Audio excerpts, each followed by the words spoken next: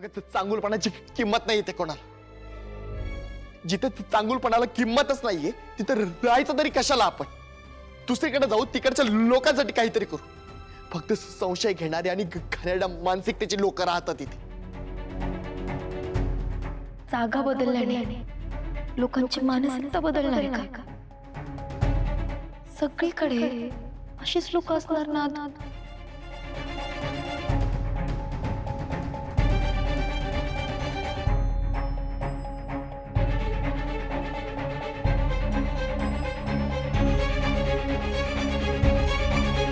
अरे त्यांना माहीतच नाही ते काय करतायत.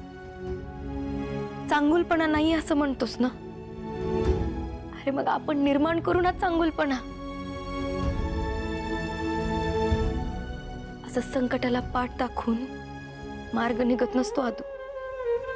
आपण लढू ना, भिडू ना त्यांना. जे जे वाईट आहे ते बदलून टाकू. मला हे करायचंय. तू देशील ना साथ?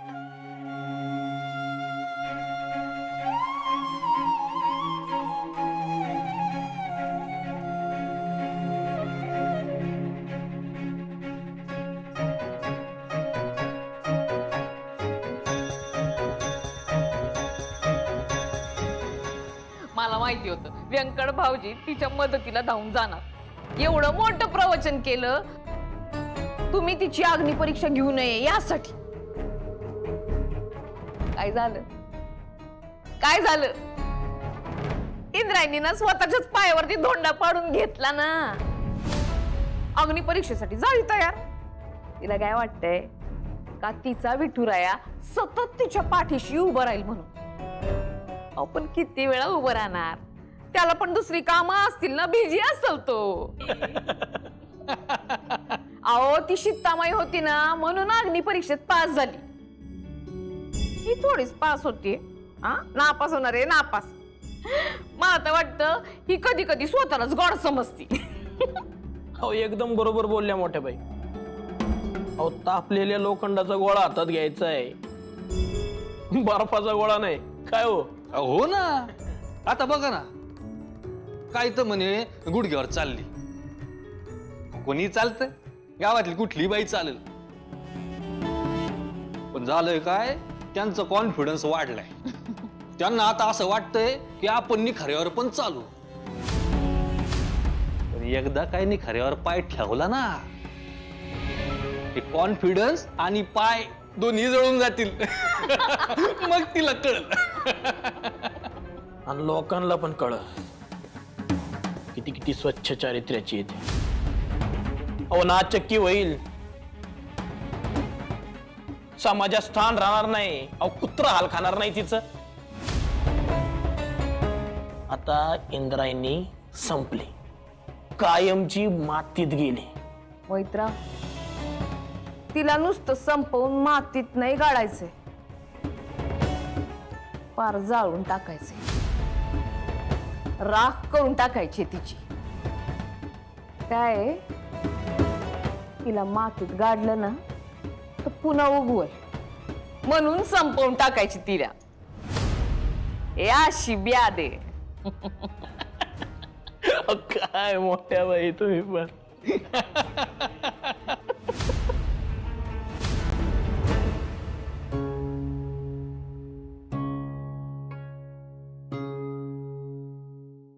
विठुराया, दरवेळेला तू इंदूची परीक्षा का बघतोस रे?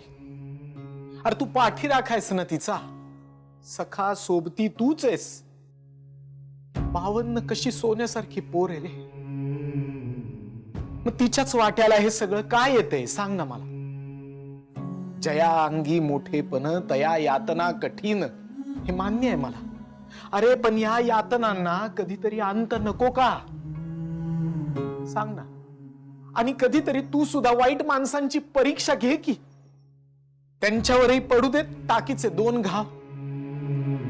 त्यांनाही कधीतरी त्रास सहन करायला लाव की. दुःख म्हणजे काय, वेदना म्हणजे काय हे कळू दे की वाईट माणसांना सुद्धा. का वाईट माणसांनी वाटेल तसं वागायचं बोलायचं आणि चांगल्या माणसांनी मात्र कायम तापल्या लोखंडाचा गोळा स्वतःच्या हातात घ्यायचा. कुठला न्याय आहे हा तुझा? मी इंदूला माझ्या पोटच्या मुलीसारखं वाढवलंय. लहानाची मोठी होताना पाहिलंय. मी कायम तिला सगळ्या लोकांशी चांगलं वागायला शिकवलं, चांगलं बोलायला शिकवलं. तरी तिच्या वाट्याला परत हेच भोग देतोयस तू. तू आता असा नुसता बघत उभा राहू नकोस. हे जे काही चाललंय ना, त्यातून इंदूचं रक्षण कर. तिच्या पाठीशी उभं राहणं ही तुझी जबाबदारी आहे विठुराय.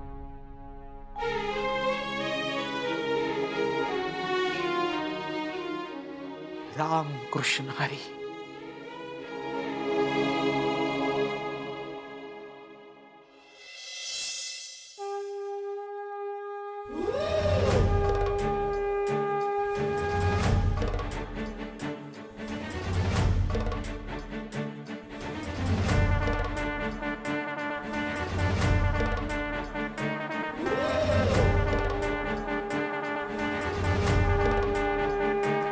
आई, आज विजयादशमी.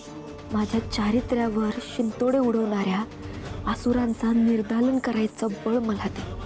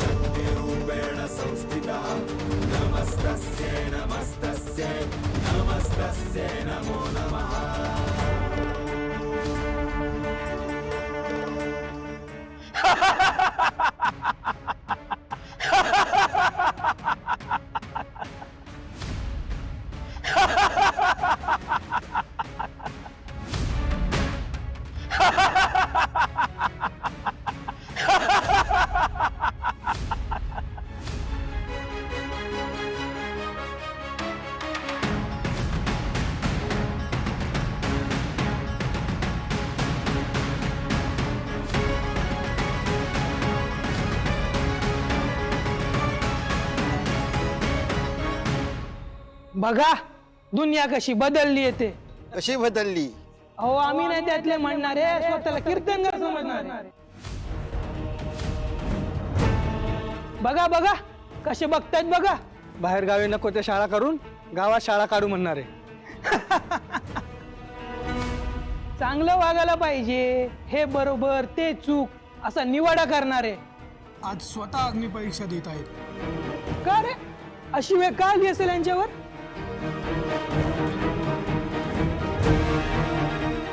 आता अशी वेळ का आली, कशी आली, कुणी आणली, का स्वतःच्या वागण्यानं अंगावर ओढून घेतली, यावर आम्ही बोललंच पाहिजे का? हो इंद्रायणी बाई, हो सांगा ना, पब्लिक विचारते, सांगा ना का आली तुमच्यावर अशी वेळ?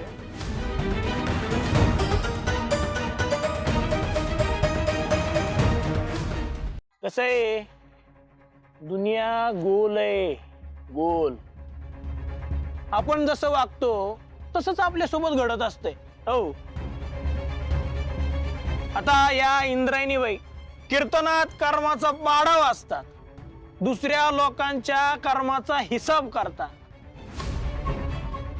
आता त्यांच्या सोबत पण तेच होतंय. आज तुमच्या कर्माचा हिसाब होणार आहे. आज तुम्हाला अग्नी परीक्षेला सामोरं जावं लागणार आहे.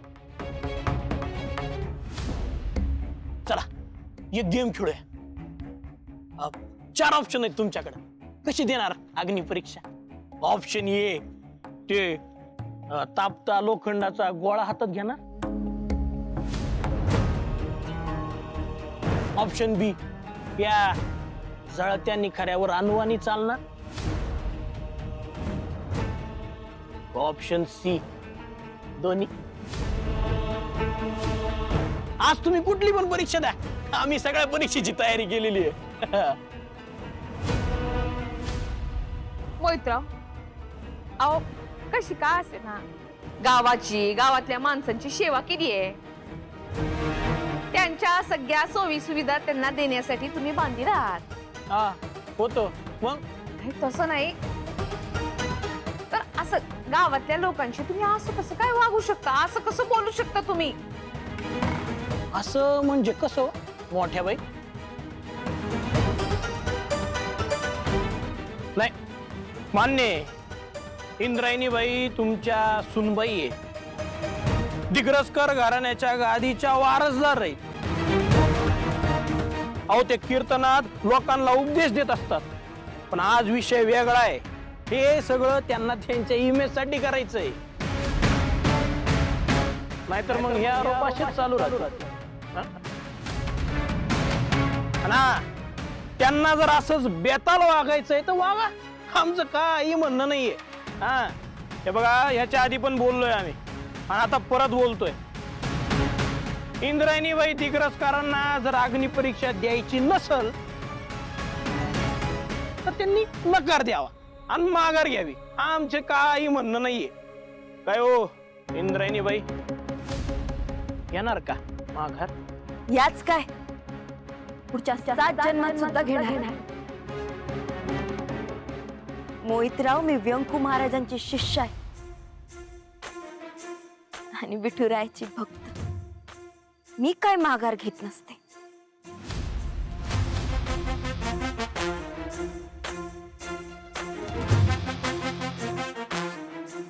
मोहितराव, तापलेल्या लोखंडाचा गोळा मी तळ हातावर पण घेणार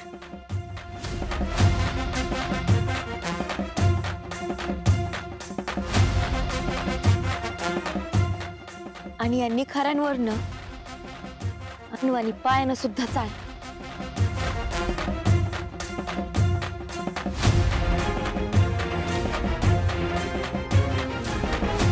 हे बात याला म्हणतात कॉन्फिडन्स, याला म्हणतात निर्धार. आम्हाला माहित होत इंद्रायणीबाई दिग्रसकर त्यांचा शब्द 200% पाळणार. हो.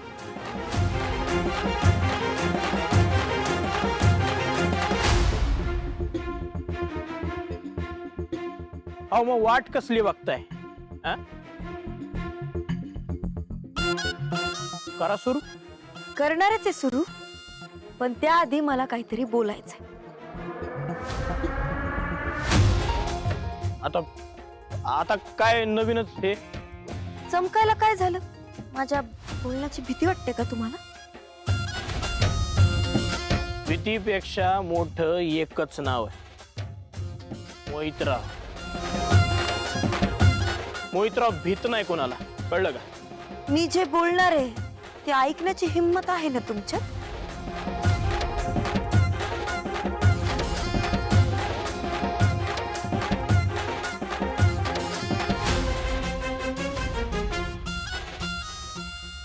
नाही म्हणजे तितकी हिंमत असेल तुमच्यात.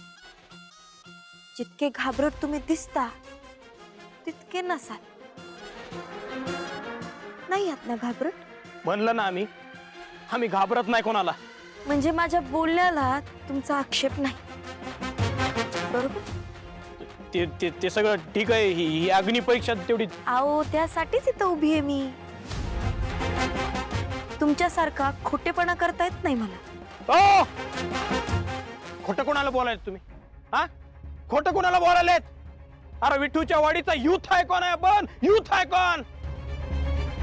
अख्ख्या गावातल्या लोकांना माहितीये मोहितराव बोडके पाटील कधीच खोटं वागत नाही. जमतच नाही ना आपल्याला ते. अरे त्यामुळंच सगळी लोक आपल्यावर विश्वास ठेवतात, कळलं का? तो विश्वास कधी खरा करून दाखवलाय का तुम्ही? या गावासाठी काहीतरी केलं?